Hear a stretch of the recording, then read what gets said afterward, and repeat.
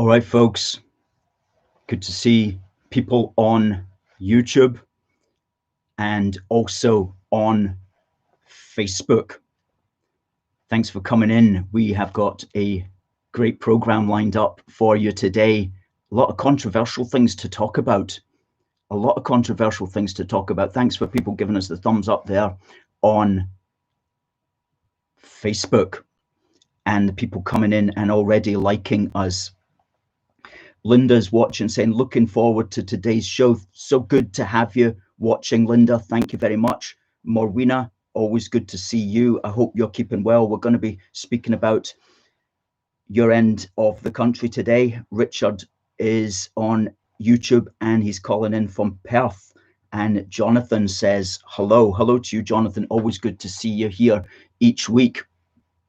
Folks, let's begin. Greg says, SNP must go. Well, that's a good way to start the program, Greg. I think most of us watching are agreed on that. So let's begin.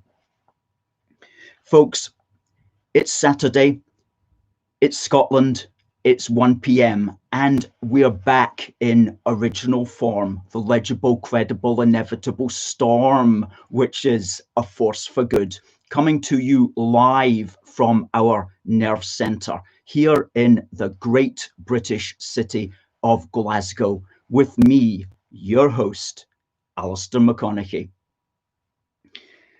And this is a special broadcast because this is our 30th consecutive Saturday street stall, which is amazing to say that we've been doing this now for 30 weeks. So welcome to the 30th Unionist biography of the A to the double F to the G. AFFG, a force for good, Scotland's premier campaign group and pro-union think tank. Good to see Sean. Ben sending them some flags. Hope you're well. Ben, hope the work is good for you. Alan says, afternoon from Greenock. And Sandra says, hello. Good to see you on, Sandra. Excellent, excellent stuff. Jamie sends some flags there, and Mary says hello from Lanark. Alan, good to see you. So many British patriots watching today, and it's going to be a very patriotic broadcast, there's no doubt. And from a unionist perspective, there are one or two things that are concerning us, and we're going to get straight into the Welsh border apparent shutdown and what on earth is going on there. Because as a unionist, as pro-union, we believe fundamentally in the right of us all to travel from north to south, from east to west, from Shetland to the Scillies, and from the furthest eastern point at Lowestoft to the furthest western point in Bilic in County Fermanagh. It should be freedom of movement for all British citizens in that regard. So when some jumped up local panjandrum takes it upon him or herself to essentially close the border, then we have got a problem with the way that devolution is structured and the way that the United Kingdom is going. Raymond says hello. Alan says good afternoon, good to see you. And Tommy from Loyal Coat Bridge, good. And Dougie from the Kingdom of Fife. Indeed. So firstly, let's consider the situation in Wales and why on earth they would want to lock it down. Now, Alison Pearson, who is a journalist that we massively respect on this particular matter, she is from Wales and she was writing in the Daily Telegraph, and she said, consider for one moment this. Just over 3 million people live in Wales. 400 of those people were in hospital, confirmed COVID-19 patients, and only 32 poor souls bad enough to be on ventilators. At the height of the pandemic, it was around 150. So this, she says, she goes on, this is not an out-of-control blaze that demands a firebreak. A few well-targeted sandbags would do. Yet, last Friday, Public Health Wales which has a combined, in Pembrokeshire, which has a combined population of almost 400,000, there were only 25 new cases of this coronavirus. In Pembrokeshire and Ceredigion came in at 18, not deaths, but cases. So these are very, very small numbers. And she says, I'd argue there is currently more chance of perishing in a sheep-related incident than of succumbing to COVID in West Wales. Well, indeed, that is the case. And the Daily Telegraph was equally puzzled as well in its editorial. And it said, supporters talk fancifully of eradicating the disease, something that would only be achievable by locking down until it has gone and then cutting Wales off from the rest of the United Kingdom. Is that the plan? If not, what is the plan? I can sum up the plan. The plan is the promotion of a nationalist consciousness. Whether you are Nicola Sturgeon or whether you are Mark Drayford, who has not played Cymru, he's Wales, but he's appealing to a nationalist consciousness in order to get votes. If you're either of these two people, then you appeal to the nationalist consciousness and you do whatever you can to make it seem that it's only confined to your little area of the United Kingdom, and you are going to big up yourself and any powers that you get in order to promote your nationalist point of view. So it's taking advantage of the situation to exploit it for your own political gain. That's what's happening, whether it's Nicola Sturgeon or whether it's the Mark Drakeford character that none of us had ever heard of until about 10 days ago. Ray says, good afternoon. And James watching from Toronto, good to see you here, James. Excellent. A loyal part of the Queen's Commonwealth. Well, we know you, James, are one of Canada's most loyal Brits. I know that, and we've had the pleasure of interviewing you, which a couple of interviews on our YouTube channel a couple of years ago now. Still get good views on that. Kenny, is Sturgeon going to ban buying alcohol next in the shops? Watch this space. Do you know, Kenny, it could well be, that could well be a possibility. Anything to seem different. You know, apparently England has got 3 levels of lockdown. Yesterday, Nicola Sturgeon introduced 5 levels in Scotland. And of course, she did it simply because she could, and to be different, to make it sound different. Donovan from New Brunswick in Canada. Good to see you watching in, Donovan. I hope things are good there in British Canada, as we love to call it. And we have family out in British Canada as well. God bless them all.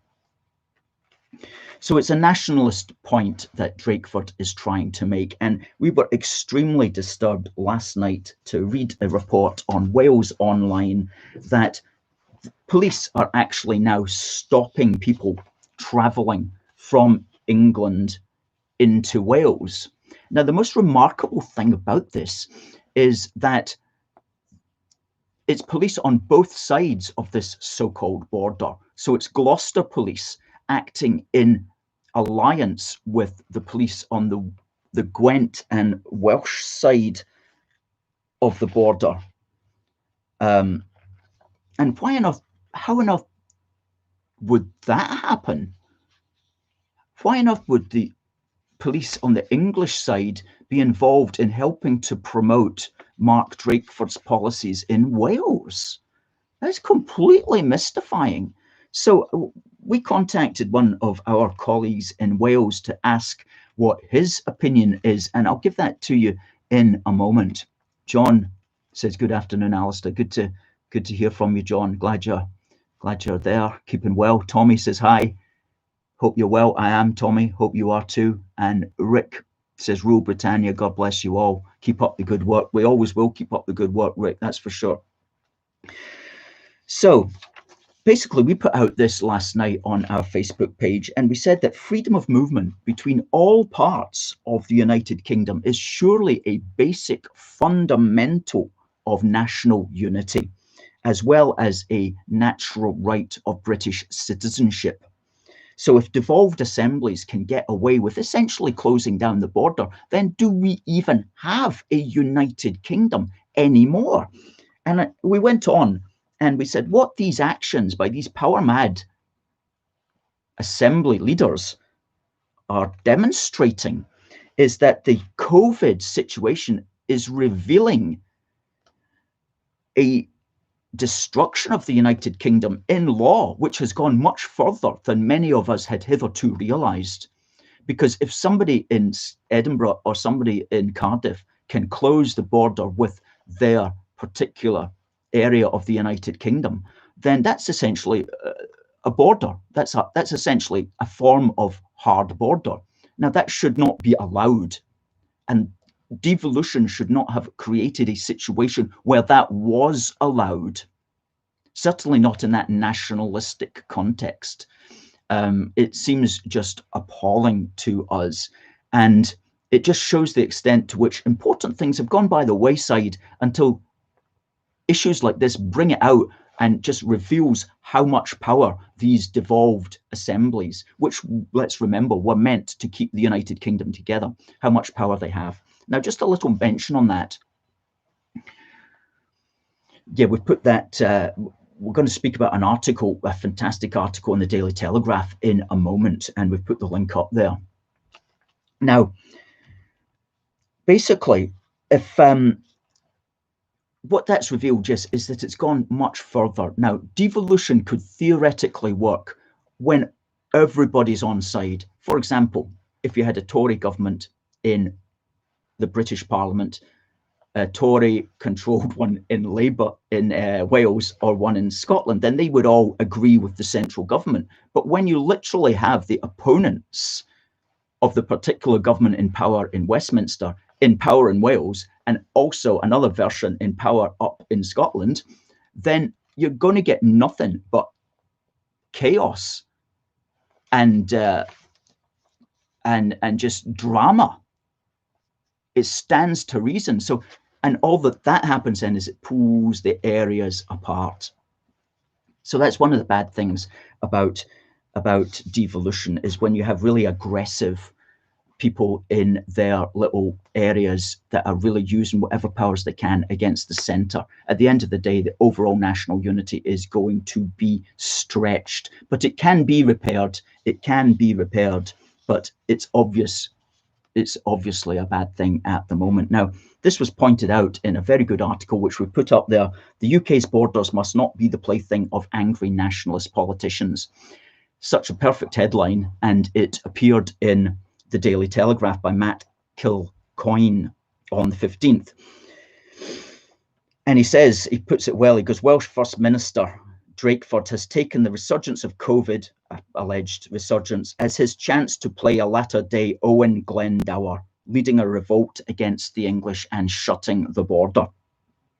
He was quickly supported on public health grounds, of course, by that staunch unionist Nicola Sturgeon, who is so keen on diffusing the idea of a border on the island of Great Britain that she sees a chance to do so via the pandemic. It's often the Tories who are accused of threatening the Union, but frankly, I'm sick of this. What threatens the United Kingdom are nationalists of all stripes pulling on the fabric of our constitution. And he points out that, interestingly, policing is not a devolved matter. Okay, so policing is not actually a matter for Mark Drakeford, because policing sees the kingdom, as he puts it, of England and Wales is a single jurisdiction. And so Drakeford does not have the authority to remove the rights of British people to travel throughout this kingdom. Our shared land is part of the reason we have a shared and sovereign parliament. He goes on, I've seen for decades how devolution has put up subtle borders where there were none. Now it has driven identity politics and has been a constant drip towards fractured independence. This action by the First Minister of Wales should be a final straw for my countrymen. No more. Antagonistic devolution has imperiled our union, sets Britain against Britain, and raises the possibility of borders in our shared island to the benefit of only a narrow set of angry nationalists. As a Welshman, I am furious at the man who says he speaks for us all. We're part of the British people, and we do not want to see our country or our islands broken up. Drakeford must be told that this power grab cannot and will not be tolerated. Amen to that. Amen to that. A Force for Good could not have put that any better. Now, Boris Johnson, what are you going to do about it? And what on earth are we going to do about the Gloucester police collaborating to stop English people from England travelling into another part of the kingdom? What are they going to do about that? And why are they even doing it? I'll get onto that in a minute. Hi, Mark. Hi, Elizabeth says, spot on. Paul asks, is policing devolved in Scotland? Yes, Paul, policing is devolved in Scotland. In fact, we have something called Police Scotland. What we used to have was lots of separate local police forces. But just prior to the 2014 referendum, Alex Salmond centralised it all because he knew that if there was going to be a victory for the separatists, then everybody was going to flip the lid. So he knew that he had to get in control of all the police forces throughout Scotland prior to 2014. So he centralised them under something called Police Scotland, which is now a pyramidal structure with the First Minister at the top directly in control. Whereas in the past, prior to 2014, it was lots of different little areas, little constabularies with their own local council heads and so on and so forth. So the centralisation of the police was done deliberately by Alex Salmond prior to the referendum in order to ensure that he would be in charge, come what may. So it's now in danger of being a highly politicised police force. I'm not saying that it is. I'm saying it's very much in danger of that and being accused of being that. Sandra says, no more powers to the devolved assemblies, abolish them. They're a monumental waste of money. And thanks for the comments coming in on YouTube. Stephen says, the anti-UK Plaid Cymru and SNP will use any situation to leverage apart the UK. That's so true, Stephen. Thanks for your comments there. Richard says, Boris talks well, but is weak and has a lot on his plate. That's for sure. The Tories should have got stuck in years ago. Christopher says, the Police Scotland centralisation was a key political act. We won't even mention the VAT fiasco that Salmond and co created in the police and fire services. And Jonathan wonders why Boris hasn't used his majority better. Well, indeed, because with an 80-seat majority, you can basically create a revolution if you wanted, if you had the ideology. Maybe that's what's lacking. Maybe there's just not the ideology.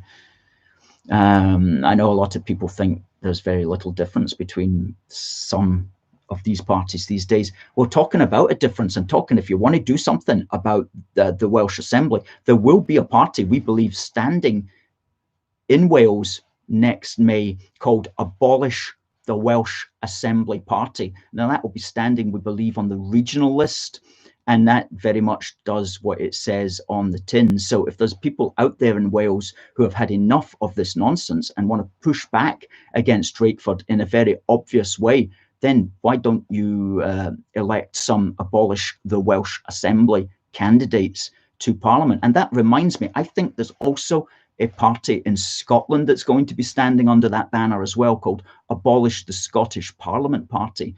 And I need to check up on that. It's probably got a website, but that's Abolish the Scottish Parliament Party. I think there's also going to be that standing. So certainly next year, there will be the opportunity for people to really vote strongly against these devolved assemblies. And that'll be interesting to see how many people actually support that point of view. Stephen says, I'm ex-army, lots of Welsh friends. We all agree that being in the UK actually promotes our countries and gives us a platform to be even more Welsh, Scottish, English, and Northern Irish.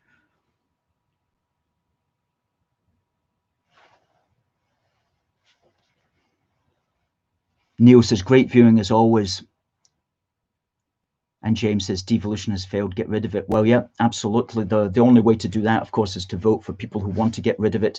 And as we've just said, there will be those candidates in some of the regions anyway, in Scotland, if not in all the regions in Wales. So, we'll just stick up an article that we wrote there, a speech that we gave several years ago, which was called One UK, the British Union from 31st Principles. And we listed 30 principles of what it meant to have a real strong British Union. But do you know what? Of those 30 principles, we never thought to put in freedom of movement.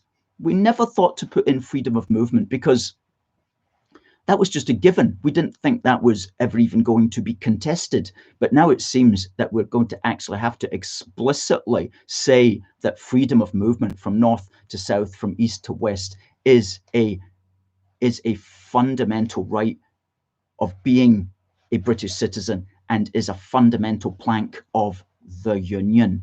We're going to have to actually say that so that there is no way that Sturgeon or the SNP or the Welsh or anybody can try to put up an internal border for people or even for goods in the United Kingdom. And that's, you've heard a lot about the internal market bill. Well, that's putting that into law as well. And that's one of the things, naturally enough, that these Scottish nationalists don't like, because they want Scotland, their version of Scotland, to be able to set its own standards on everything, which of course will just be different from whatever was set by companies in England, which will just make trade between Scotland and England nigh impossible. Of course, there has to be an internal economic market, and it has to be run from one place, and that has to be the central British Parliament. So there's nothing controversial about the internal market bill. It's what always used to exist prior to us joining the EU. And then when these powers came back to us, they had to go back to Westminster, not to get divvied out among the local assemblies. And there was a point that I saw here that I want to mention on this internal market bill now that I'm talking about it. This is something that before I really got involved into politics, I didn't really understand how nasty some politicians can be, in the sense of deliberately misrepresenting reality. Now, a lot of us on our side, we're very much, what you see is what you get. We're very open, and we don't intend to mislead anybody deliberately. And we don't try to use any funny phrases to confuse the reality of the situation. But I've noticed that many of the people that I would regard as opponents do that all the time when they're not actually just lying. They'll make up phrases that are such a twist of the truth. It's literally a twisted. And you can only make up twisted phrases like that if you're of a twisted political mind. Anyway, this is the leader of the Scottish Greens talking about the internal market bill, somebody called Patrick Harvey. And he was talking about that he didn't want to see Westminster, blah, blah, blah, blah, blah, blah, and giving itself a veto over Scotland's democracy. Now, what he meant by that was that in the internal market bill, he's saying that Westminster is vetoing Scotland's alleged right to be able to set its own points of view on the matter. But a veto is a constitutional right to reject a decision. And the British Parliament most certainly has a constitutional right to reject something like internal market standards being set by these local assemblies. It's a constitutional right. It's not giving itself a veto. It's not pretending that it's like something that it's grabbed hold of that doesn't exist and it's abusing its power in some way. This is just the way that it is. This is just the way that it is. The British government and Parliament has the perfect right and duty and responsibility to have one internal market. It's not It's not stealing it from anybody else. It's not grabbing power from anybody else. It's simply exercising its right to do that, which it has. And it also has a right which it's not exercising, which is to maintain freedom of movement. So it needs to get working on that as well, because how can you have an internal market if you can't have internal freedom of movement? So that's maybe something that should be written into this Internal Market Act, is the right of British citizens to move freely within their land. Anyway, folks, we're staying on YouTube, and we're really pleased at the numbers that are viewing today. Dorothea says, some people think that if you say something often enough, it becomes true. Absolutely. Absolutely. A lie is a lie, no matter how many repeat it. And that's basically if you say something often enough, regardless of what it is, that's the basis of advertising. And if all you see is, if you switch on the television and all you see is politician A, then you will move in your subconscious mind towards politician A, just in the same way that if you switched on the television and there was an advert for soap and it was the same advert for soap every single day, that's the soap that you would buy. It's just a natural thing that humans do. And people say, why is Nicola Sturgeon rising in the polls? It's because we're seeing her every single day, and the BBC is pushing her, as is the entire rotten fake news Scottish media, which are all in hock to her and which are all complicit in perpetuating this COVID carry-on pantomime. And they're all complicit in making the economy tank, and they are all complicit in the cafes and bars and restaurants and businesses that are going out of business. And these newspapers will report stuff every day on the internet. Cafe A goes out of business in Glasgow. Cafe C goes out of business in Edinburgh. It's because your Glasgow newspapers and your Glasgow and your Edinburgh newspapers are not properly giving the opportunity to those who disagree with this and say, we shouldn't be having this lockdown in the first place. If your local newspaper did its job, it would be able to save all of these businesses and all of these closures. Okay, so it's complicit. The local newspapers are complicit in the local businesses and the local economy tanking, because they alone really have the power to turn this around. And they must start to turn it around. And we must also remember those who don't turn it around and those who keep it perpetuated, and not forget them.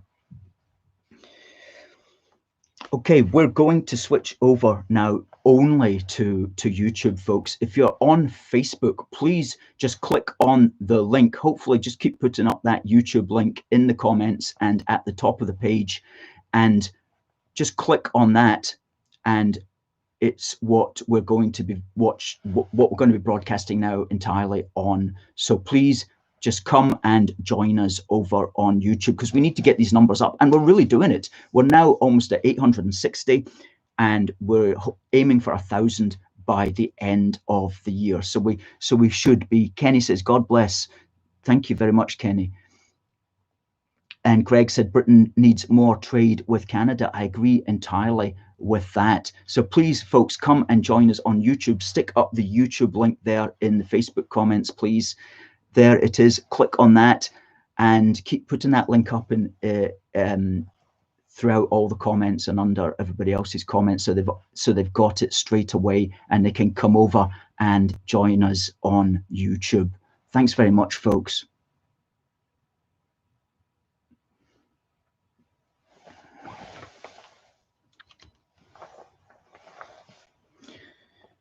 Good. Now we have to push YouTube, because that's going to be the major broadcasting system for us in the future. Now, one of the thing I want to go on to now is polls, and people have been concerned about the polling in the last 10 days. Okay, it seems that if you are to believe the polls, that the Nationalists do have a big lead. As I've said, there's reasons for Sturgeon's popularity, one of them being that's all you see on the telly is her. But other points that I do want to say about polls is that polls lead opinion as much as they reflect opinion. and they can be used to lead people in wrong directions, and to do so deliberately. And they are also deliberately engineered to create talking points for the media. And so if you want to get the people talking about a certain thing, you can create a poll which will find a percentage of the people believe something. Even if it's a minority that believe it, you simply emphasize their point of view, and that becomes the story. 10% of people think that they should walk backwards down the street. And then it suddenly becomes, should we all walk backwards down the street? And they do another poll a month later, and it's 25% of people think that's a good idea. And so it goes on. So polls can easily be used to manipulate people, believe me, easily used. So we have to always remember that when we're looking at it. We also need to remember that polls are a snapshot in time, okay? They don't represent a fixed position, because voters are moving all the time in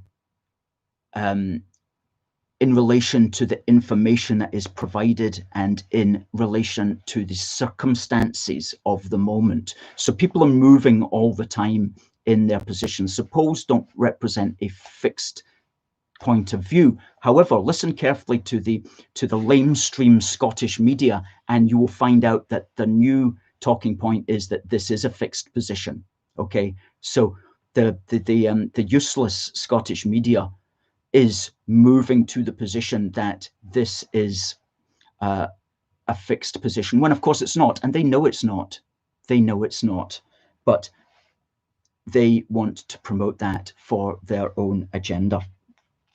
So polls are not a reflection of a permanent position, but do be aware of the mass media trying to pretend that it is a reflection of a fixed position. So it's for us to stop any kind of defeatism. Ian says polls are a means of dictating the media topic. Absolutely. James, good to see you. Deal with Canada to come next year. Thomas says confusion reigns throughout Scotland because of Nicola Sturgeon. She has a lot to answer for you. So even if these polls are accurate, and the last poll said 58% of people wanted Scottish independence. Well, I looked at the questions that were asked, and the questions were extremely leading questions, absurd questions, really. So I don't put any faith in that, but let's just presume for the sake of argument that that's correct. Remember, those figures can be turned around. So what's that saying?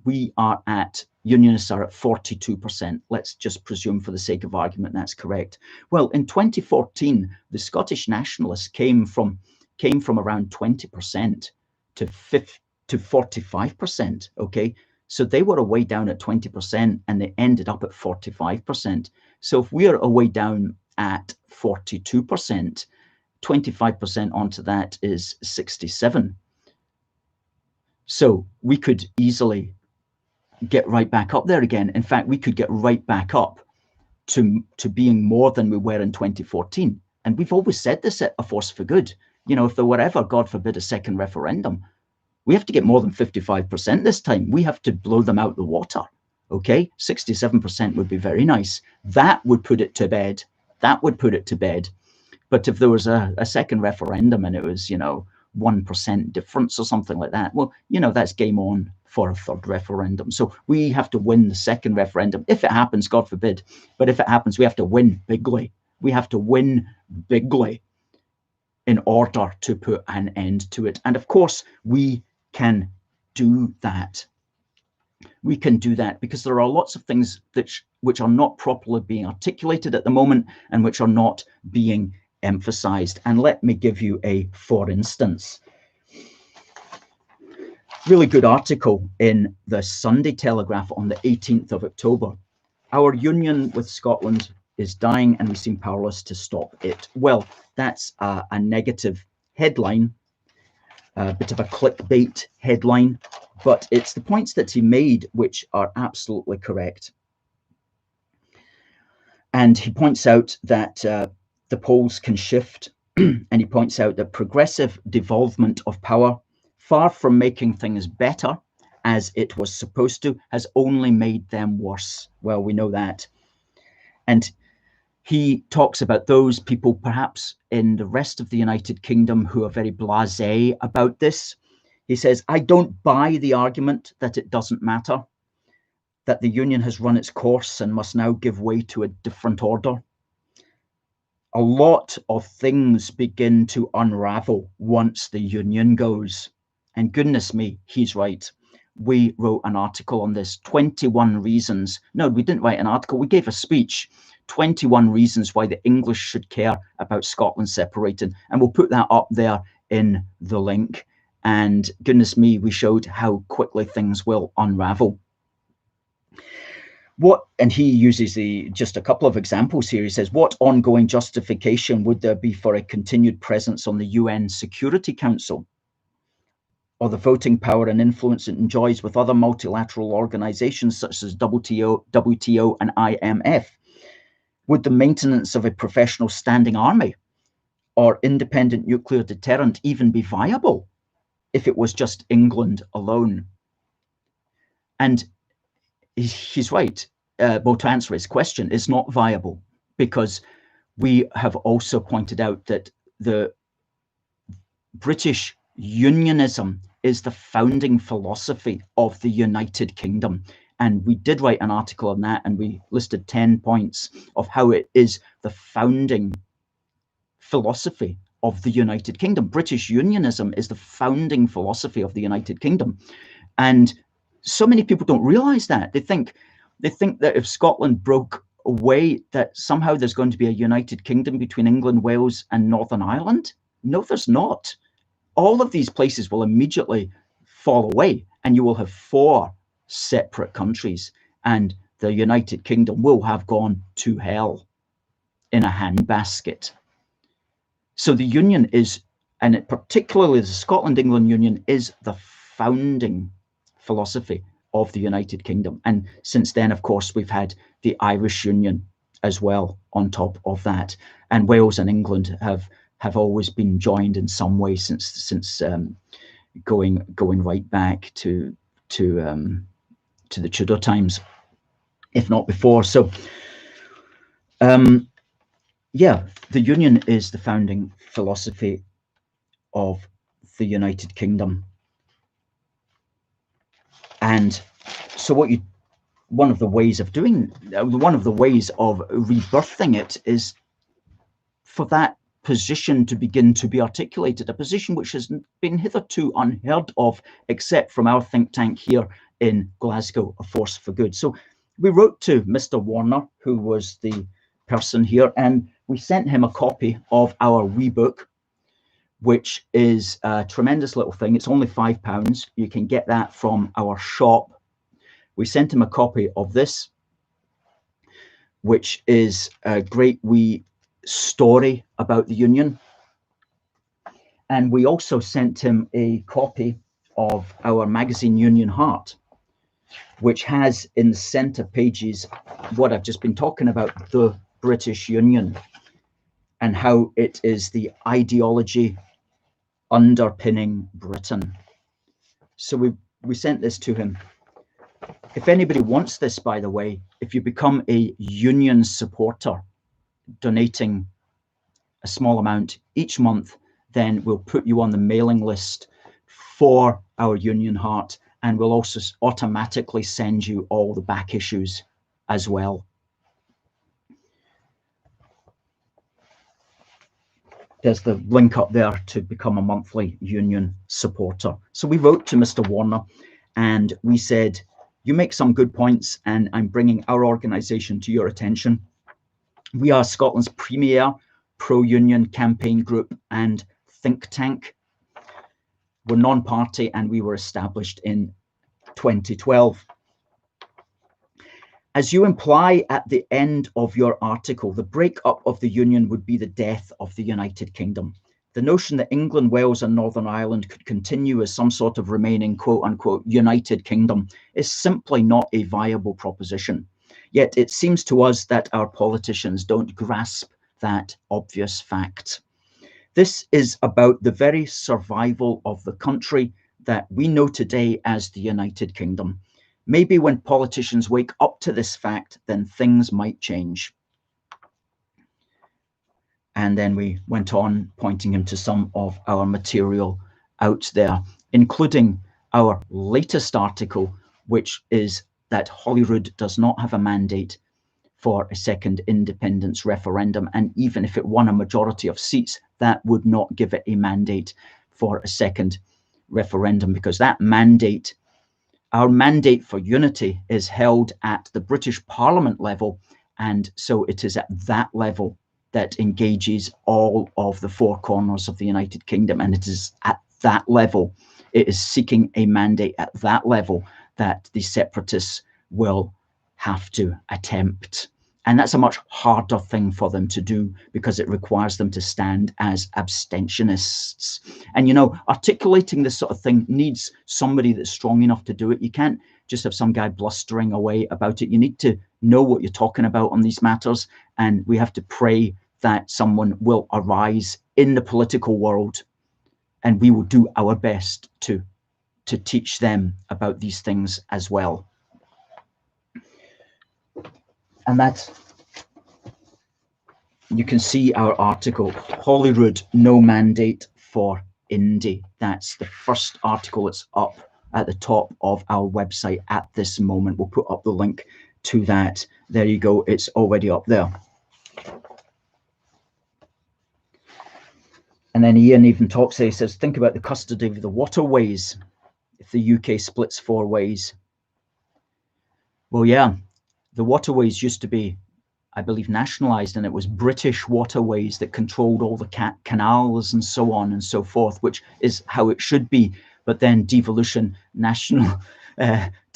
devolved it. So now the canals in Scotland are owned by something with like trite name like Scottish Canals or Canals Scotland, probably Canals Scotland. That's what it will be called. But the Falkirk wheel, that big massive piece of engineering, that was made under British waterways, not under Canals Scotland. Anyway, don't want to be too hard on Canals Scotland. They opened a stretch of canal about 2 or 3 years ago called the Queen Elizabeth II Canal. So we have to thank them for that. And that was the day when we took this fantastic photograph of the Kelpies and the Union Jacks, which is an iconic unionist photograph now. So I wanted to talk today about social media, but we're kind of running out of time because we always finish at 2 o'clock after I've given our week in British history. But let me just say a couple of things on this so I can just get this down as a marker. I do believe that prior to this election on the 3rd of November in America, that Facebook and Twitter have overreached their hand, undoubtedly, and they have set their own demise on path. Because, as you know, we were removed from Twitter. We can't access our 30,000 people who follow us on Twitter. So if you can do that, please, if you're on Twitter, please share the links to our articles. Please share the links to our videos, because we can't do that anymore. We can't go onto Twitter, and we can't set up another AFFG Twitter account, because that would cause us to be banned. So we just have to like lump our suspension. Unfortunately, we can't broadcast at all. So if you think we're producing good stuff, and if you're on Twitter, please do put out our articles, please do put out our videos. And we're producing five videos a week now, which is astonishing. We take this video and we cut it into smaller bits, and we put it on our Instagram and our Facebook and on Parler as well. So please share our stuff on Twitter if you can do that. TC says, well said, Silicon Valley are evil. Yes, and well, I'm going to tell you something that just blew my mind. I think it's bad enough that a force for good with our 30,000 followers has been removed from Twitter, but Twitter has stopped the New York Post, a national American newspaper, from posting. It's still suspended from posting for the last 10 days because 10 days ago it put out a story about Hunter Biden, who is the son of Joe Biden, and it wasn't a complimentary story, and it reflected badly on Joe Biden. So Twitter said, we are going to stop you posting until you remove that post. And at the moment, this morning, New York Post is still standing firm and is not removing the post, and they're still effectively banned from posting on Twitter. So, you know, they talk about Russian bots or Chinese bots influencing the American election. Twitter and Facebook are doing it in broad daylight in front of our eyes. I'll give you another example. Last night, the biggest pro-Trump meme page. Now, memes are jokes and graphics, usually jokes in graphic form that go out and they go viral. And it's quite an amusing, but it's quite an irreverent page. It's called God Emperor Trump. God Emperor Trump has got 350,000 followers. It's the biggest pro-Trump meme page. Guess what Facebook did to it last night? Took it down. 10 days out from the election, took it down, cancelled it. It's not there anymore. And that's a page that had 350,000 pro-Trump young people mainly following it, and Facebook have just cancelled it. Now, this sort of thing cannot go on. This is deliberate messing around with deliberate interference in the political system, in the political process. So what has to happen if Trump gets elected is he has to get some kind of anti-monopoly and mergers commission in there and break up these companies, because they have gone too far now. They cannot be abusing their power in this way for these political purposes. They cannot be doing that. It's not right. And I don't know why he didn't do it in the last 4 years, but now there is no excuse for doing it. Now, if Biden wins, then we're all kind of lost, basically, because all small c conservative voices will be removed entirely from social media, certainly from Facebook and Twitter. So we have to be conscious of that. But if Trump wins, he has to get this sorted. And here in the United Kingdom, Boris also has to get it sorted, because this fantastic wee book, which I'm now halfway through, and I endorse it 100%. We'll put the link up there to it. He points out that the damage that a political movement sustains when its grassroots is deplatformed is enormous. In an election year, it's even more important, because such accounts serve as network hubs for a larger movement. The movement uses retweets from this hub to find new accounts to follow, and it can also serve as a source of news, information, and action alerts for activists. When that suddenly disappears, the ability of the movement to organize takes a massive hit. And we took a massive hit. Unionism in Scotland took a massive hit when Twitter suspended the biggest pro-UK campaign group's Twitter account with over 30,000 followers. When it suspended that, Unionism in Scotland took a hit. Now all that we're left with is largely anonymous pro-UK accounts, which are okay for spreading information, but they're not good for much else, really. And also they're just the usual MPs and MSPs with their usual stuff. So we took a massive hit. We're still campaigning against that. We're still appealing against it. Hopefully we'll get it sorted in some way. But the point that I need to make is Facebook and Twitter do need to get sorted. And that's governments that must do that. And our British government has to sort it as well, because we cannot have platforms such as ours being removed for no reason. The only reason that we've received is that we were a fake account, which of course says that nobody's even looked at our account to make that judgment. They've just pressed some button, and zap, ourselves and lots of others have been eradicated, and it's ongoing as well throughout. So I was going to spend a lot longer than that, but we can talk about that every week. But it's really something now that has to kick in, and these companies have definitely overreached at this election. Now, this week in British history, because we love our British history, because the past informs the present, which creates the future. And if you don't know your past, then you don't really know who you are. And that's a problem here in modern Britain, and especially in modern Scotland, where a lot of young people, God bless them, but they've been brought up in a in a school system that's never properly taught them about their wider British roots and identity and history. So we try to fill that gap as much as possible, and we do it every day on our social media platforms, Instagram, Facebook, and Parler, and also to an extent here on YouTube.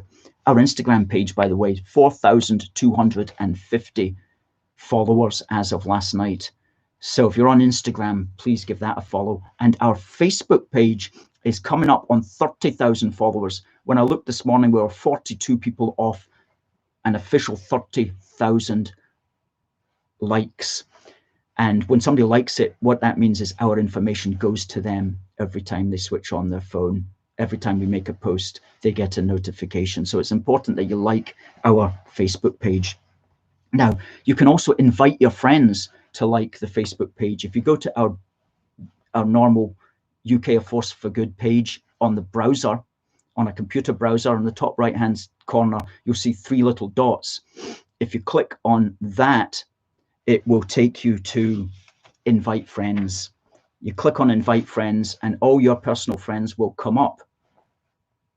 And you can choose which ones that you think would be interested in AFFG, and you tick the boxes. And a message will get sent to them saying that your name invited you to like A Force for Good. And it's that simple, and it really does work. So that's invite friends on a computer browser. You go to the top right-hand corner where the 3 wee dots are and click on that. And if you're on a mobile phone, look for the community link and click on community, and it will come up invite friends. Click on that, you'll see all your friends, and you can tick next to your friends. And let's get 30,000 by tonight. Let's get 30,000 by tonight. Linda says, Joe Biden is no friend of our UK. He will always side with the European Union. Yes, that's true. And he's also very much on the Irish Republican side of things, whereas Trump, of course, is on the Scottish-British side of things, his mother being Scottish, in fact. We don't hear that so much. The Scottish media likes to pretend that. They don't like to point out that Trump's half Scottish. Yeah. So this week in British history today, James VI, who created this flag, which you can get as a wee badge, which says A Force for Good through the middle of it. James VI published his proclamation that he was indeed King of Great Britain, because he didn't want to be called King of Scotland or King of England. He wanted to be called King of Great Britain. And he proclaimed that on the 20th of October in 1604. And today, on the 24th, he published it as a proclamation. There's a wee flag badge up in the links there.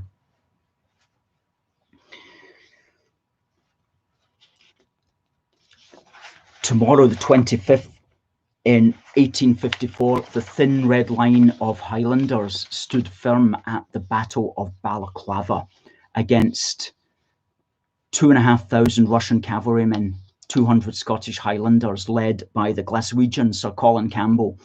They stood up and repulsed the Russian cavalry. And so the thin red line has become synonymous with British bravery in the face of overwhelming odds. And they've been immortalized in a painting by Robert Gibb, which is quite a dramatic painting of the few Highlanders standing up and repulsing the Russian cavalry that are falling in front of them. And as I said, we have this thing in British history where the idea of the few triumphing over the many, whether it's the thin red line, which was today on the 25th of October in 1854, whether it was Rorke's Drift, the few men who repulsed the Zulu charge in South Africa, or whether it's the few at the Battle of Britain. We're always triumphing over the odds. And also, I mentioned those places, but there was also Agincourt, and Agincourt is also today on the 25th of October in 1415, when a largely English army was led to victory by Henry V against the far superior French. And I mentioned Henry V, and he gets a lot of credit, as he should, but sometimes we forget that, in fact, fighting alongside Henry V was James I of Scotland. So it was James I of Scotland and Henry V who fought together at Agincourt and defeated the numerically superior French army. So that was James I, but that's way back in 1415. On the 26th of October in 1918, Stonehenge was gifted to the public by Sir Cecil Edward Chubb. He was the private owner of the prehistoric monument, but he gifted it to the nation on this day, 26th of October, 1918. Stonehenge, where the demons dwell, where the banshees live, and they do live well. Stonehenge, where a man's a man, and the children dance to the pipes of Pan. Stonehenge, where the cats meow, I would take you there if I only knew how. 5 points to anybody who knows what film that song's from. On the 27th of October in 1854, William Alexander Smith was born near John O'Groats, and he went on to found the Boys Brigade. And I believe, yes, he died in 1914, as I've just mentioned to you, and he's buried in the Western Necropolis in Glasgow. On the 27th of October in 1913, somebody that we should all really be very grateful for, because essentially he taught us how to read. And this is Douglas Keane, who was the visionary mind behind the success of Ladybird books. And many of us, I know, watching this, learned to read from Ladybird books, which are a tremendous British creation. And we've got Douglas Keane to thank for that. And he died in 2008. And on the 28th of October 1664, the Duke of York and Albany's Maritime Regiment was formed, and we know them today as the Royal Marines. That was back in 1664. And on the 29th of October 1618, a great man died, Sir Walter Raleigh. I say he died, rather he expired as a consequence of his head being removed from the rest of his body, because he was quite unfortunately executed. Now, the story behind that is an unusual one, because he was convicted of conspiring against our man James VI, and he was sentenced to beheading. But James VI gave him clemency and effectively pardoned him. But part of the pardon was that he must not create any stooges with the Spanish. He must not get into fights with the Spanish again. And so Walter Raleigh goes, yeah, no problem, mate. Gets in his ship, sails around the world again. And some of his men got off at a certain point and attacked a Spanish outpost on the Orinoco River against Walter Raleigh's orders. So Walter Raleigh gets back to Britain. The Spanish ambassador is fuming and demands that James VI carry out the execution. And unfortunately, the diplomatic pressure must have been such that our man James VI did, in fact, say, yeah, go ahead. And Walter Raleigh got his head chopped off, which amazed me when I first read that story. And apparently he was allowed to see the axe which would be used to behead him, and he mused, quote, "This is a sharp medicine, but it is a physician for all diseases and miseries." And according to biographers, his last words were, "Strike, man, strike." So he went out in as much dignity as he possibly could in such a difficult situation. On the 29th of October in 1938, the 6-month British Empire exhibition was opened. No, it was closed. It ended on the 29th of October, and it was the most successful 6-month Empire exhibition of any that was held, and that was held here in Glasgow in Bellahouston Park between the 3rd of May and the 29th of October 1938, and it was the opening ceremony was held at Ibrox Stadium. Now, with the King and Queen in attendance. So, some people have asked, Alistair, where can I get this T-shirt that you're wearing? This A Force for Good T-shirt. It's from our Teespring store. Now, we'll put up the link to that if you would like this T-shirt. We've also got ones that say Scottish and British. We've also got ones that say Welsh and British, with a half St. George's flag or Welsh dragon. We've also got ones that say British Ulster. And we've also got a range of other T-shirts and hoodies, which you might like. That's up at our Teespring store. Finally, just remember tonight, it is the end of British summertime. Here in Scotland, we have a 2-tier time system.